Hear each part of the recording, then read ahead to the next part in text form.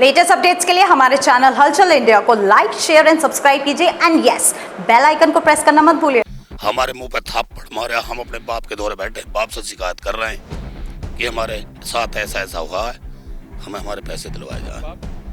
DM साहब जिले के बाप होते हैं। मैं डीएम साहब से बोला, हम खेत के किसान हैं, हम तुम्हें आज दिखाई दे रहे हैं, ना पहले दिखाई दिए।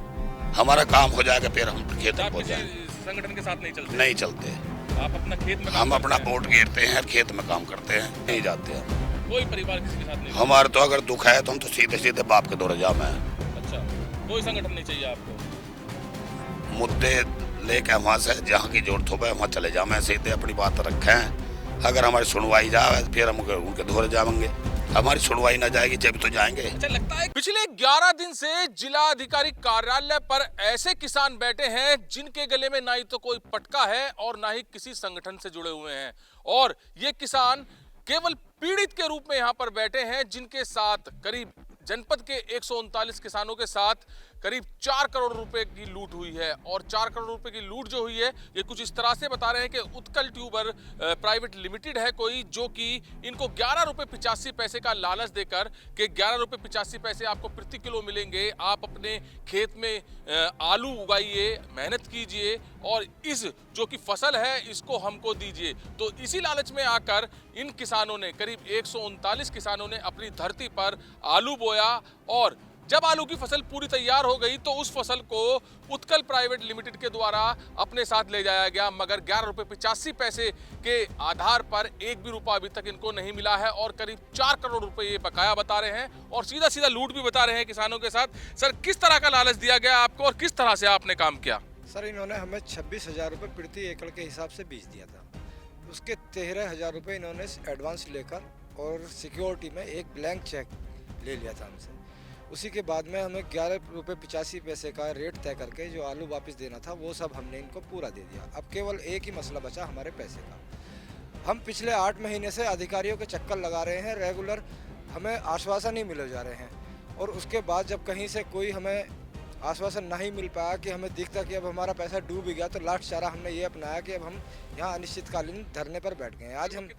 आज हमें 12वां दिन है, रात दिन का हमारा धरना है, और हमारी मांग सिर्फ यही है कि जब तक हमें पैसे नहीं मिलने के हम घर वापसी नहीं जाएंगे। अच्छा, लगभग कितने दिन से आप काम कर रहे हैं उस कंपनी के साथ?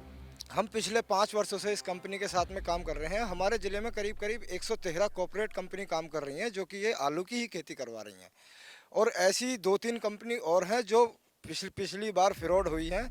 बाकी ये अधिकारियों के बीच में ही रहा था, किसानों तक मामला नहीं पहुंच पाता। अगर किसान जागरूक होते तो इस तरीके से कोई ऐसा मामला नहीं होता। 11 रुपए 85 पैसे आपको कंपनी दे रही है, लालच भी दिया है कि 11 रुपए 85 पैसे कंपनी आपको देगी, और दिया भी है जैसे कि पिछले 5 साल से आप बता रहे हैं। तो जो आप खुद अपने आप आलू उगाते हैं और मार्केट में बेचते हैं, तो क्या फ़र्क रहता है 11 रुपए 85 पैसे में, या मार्केट में वो कम जाता है या फिर वो ज़्यादा जाता है? सर, उसमें मेन दिक्कत ये आती है कि किसानों को अच्छा सीड नहीं मिल पाता। जब कंपनियों के थ्रू आलू बोते हैं किसान, तो उनको सीड अच्छा मिल जाता है, और सीड अच्छा मिल जाता है उसकी पैदावार भी अच्छी होती है।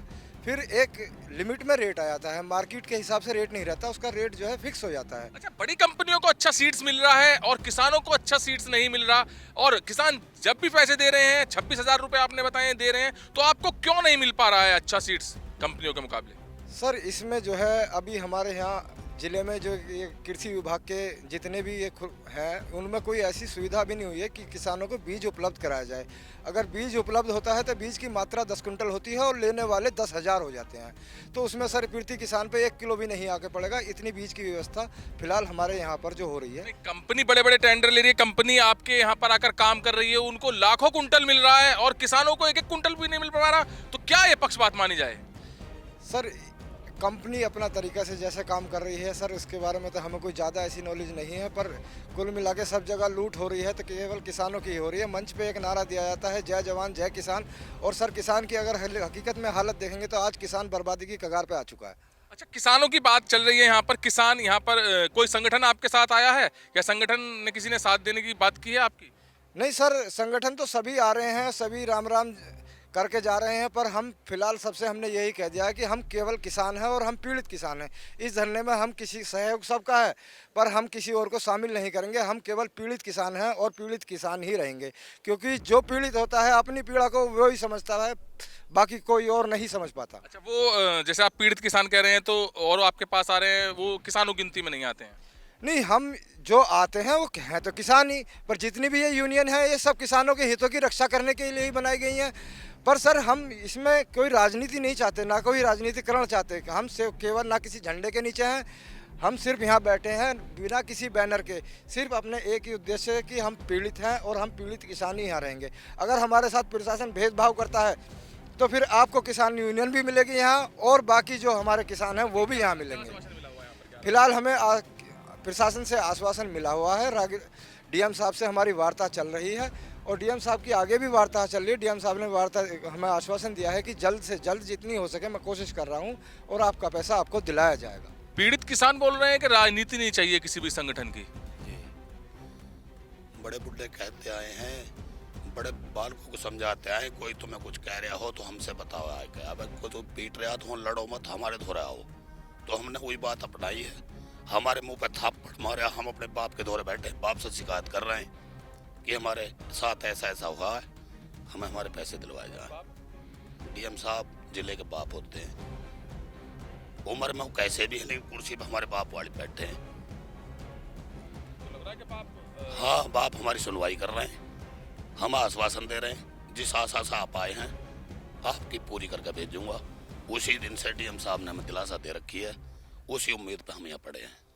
बाप का लग रहा है आश्वासन पूरा होने वाला है। जी, तो जो राजनीति होती है, राजनीति से क्या फायदा होता है? क्योंकि मान लीजिए यहाँ पर आप 139 किसान यहाँ पर बैठे हैं, तो लग रहा है आपको न्याय मिल पाएगा, और भीड़ भाड़ हो जाती है यहाँ पर, शोर शराब हो जाता है, क्या मिलता है उस वक्त न्याय? हमने 139 किसानों ने यूँ तरीका अपनाया। हमने कहा जो राजनीतिक लोग हैं उनके हाथ जोड़ लो, भी हमारी मदद जो करो, जो हम कहम है हम जाके वहाँ पढ़ेंगे, उन सब कहेंगे, अगर वो हमारी बात मान लेते हैं तो हम तुम बाहर ही रहना। हम तो अपनी मांग मांग रहे हैं, हमारी पूरी हो जाएगी, तुम्हारा राजनीति से क्या मैटर है। हमने डीएम साहब से बोला, हम खेत के किसान हैं, हम तुम्हें आज दिखाई दे रहे हैं, ना पहले दिखाई दिए। हमारा काम हो जाएगा फिर हम खेत में पहुँच जाएंगे। संगठन के साथ नहीं चलते, आप अपना खेत में हम अपना वोट गिरते हैं और खेत में काम करते हैं। अगर खेत का किसान ही सड़कों पर आ जाएगा तो न खुद खाएगा न खाने देगा। भूखा कोई संगठन से नहीं, हम वोट देते हैं और खेत में काम करते हैं, बस ये काम करते हैं। दो काम करते हैं। दो काम। अगर मान लीजिए जैसे राजनीतिक संगठन चल जाते हैं, ये किसान संगठन चल जाते हैं, किसी के साथ आज तक नहीं जाते हम। कोई परिवार किसी के साथ नहीं? हमारे तो अगर दुख है तो हम तो सीधे सीधे बाप के दौरे जामे हैं। अच्छा, कोई संगठन नहीं चाहिए आपको? मुद्दे लेके वहाँ से जहाँ की जरूरत हो वहाँ चले जामे, सीधे अपनी बात रखें। अगर हमारी सुनवाई जाए फिर हम उनके धोरे जाएंगे, हमारी सुनवाई ना जाएगी जब तो जाएंगे। अच्छा, लगता है कि आप बिगर संगठन के चलेंगे तो आपकी सुनवाई होगी? लगता है कि जैसे अभी आप यहाँ 11 दिन से बैठे हैं, आपके साथ कोई संगठन नहीं है, आप सभी संगठनों को आप मना कर दिया है, तो आपकी सुनवाई होने वाली है, जैसे कहा है कि आपका काम बाप ही करेगा? जी, बाप ही करेगा, वो भी बाप से ही कहेंगे आएगा, हम भी बाप से ही कह रहे हैं। मतलब आपको लग रहा है कि जो आपके 139 परिवार यहाँ बैठे हैं, आप यहाँ पर अपना इंसाफ लेकर ही जाएंगे? वो रोजाना कई मुद्दे ले काम है, कई वो ले काम है, हमारा तो एक ही काम है, हमारे साथ लूट हुई, हमें इंसाफ दिलवाया जाए। अच्छा, हाँ, सही बात कह रहे हैं कि आप रोजाना का ही मुद्दा है उनके पास, और रोजाना ही आते हैं यहाँ पर किसी न किसी मुद्दे को लेकर, और देखा भी जाता है कि अगर आप किसी चीज को लेकर बार बार जाएंगे तो वो काम नहीं होगा, और आप जैसे पहली बार आ रहे हैं तो आपका काम 100% होगा, ये आपको बिल्कुल ट्रस्ट है? बिल्कुल पक्का है जी, हमें बिल्कुल पक्का है। बिल्कुल पक्का, हम सही जगह हैं, सही जगह आ गए, हम बीच में न भटके और न भटकने की कोशिश करी। हमने तो वहाँ रख दी बात जहाँ रखनी चाहिए थी। अगर यहाँ हमारा मन टूट जाता तो हम तो घर से ही सोच के चले, अगर वहाँ से भी हमें धक्के मिलेंगे तो बाबा के पास जाएंगे नखलऊ, घर जाने का प्लान नहीं था। योगी बाबा जी, फिर सबसे बड़े बाप के पास जाए? जी जी जी, जब हमें यहाँ ही आश्वासन मिल रहा तो हम वहाँ से जाने से रुक गए, और हमें ऐसा लग रहा है, आशा हमें है कि डीएम साहब हमारा काम करके भेजेंगे। 139 किसान जिलाधिकारी कार्यालय पर धरने पर पिछले 11 दिन से बैठे थे, और एक किसान ने बोला कि हमें किसी संगठन के पास जाने की जरूरत नहीं है, जब हमारा बाप यहाँ पर जिलाधिकारी कार्यालय पर बैठा है। और जिसको बाप की पदवी दी है किसानों ने, उसी बाप ने आज यहाँ पर किसानों का काम कर दिया है। जी हाँ, जिलाधिकारी अभिषेक पांडे जी ने यहाँ पर खुशखबरी दी है। सर, पिछले 11 दिन से बैठे हैं और इनका किस तरह से निस्तारण हुआ पाया है समस्या का?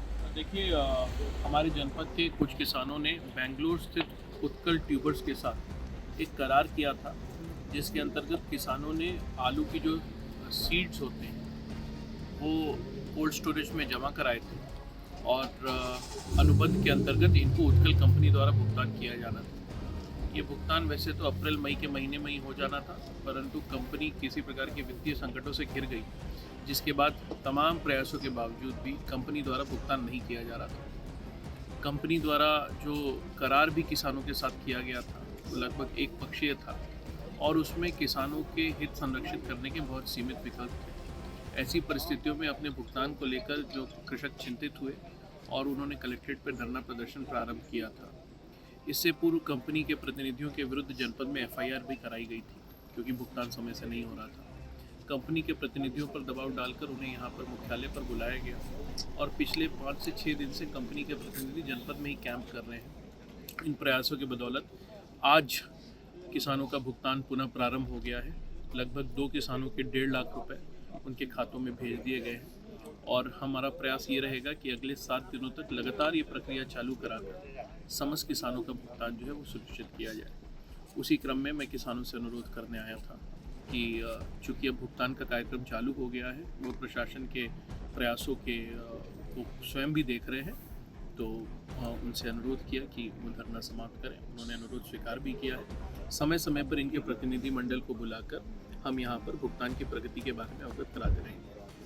तो जो पिछले 8 महीने से किसानों का भुगतान नहीं हो पा रहा था, उसको मात्र 11 दिन के अंदर जिलाधिकारी अभिषेक पांडे ने करा दिया है और जिसको लेकर किसान काफी खुश हैं, क्योंकि किसानों ने बहुत बड़ा भरोसा जताया था जिलाधिकारी अभिषेक पांडे पर और जो भरोसा जताया गया था किसानों के द्वारा वो कामयाब भी हुआ है, क्योंकि जिलाधिकारी ने अभी किसानों को आकर खुशखबरी दी है कि आपका पैसा जो करीब 4 करोड़ रुपए रुका हुआ था वो भुगतान होना शुरू भी हो गया है और कुछ किसानों के अकाउंट्स में पैसा आ भी गया है। तो अनुरोध किया है जिलाधिकारी अभिषेक पांडे ने किसानों से कि आप अपना धरना प्रदर्शन समाप्त कीजिए और आपका पैसा जल्द ही 1 हफ्ते के अंदर आपके अकाउंट में आ जाएगा। कैमरामैन दीपांशु के साथ सुशील शर्मा, हलचल इंडिया।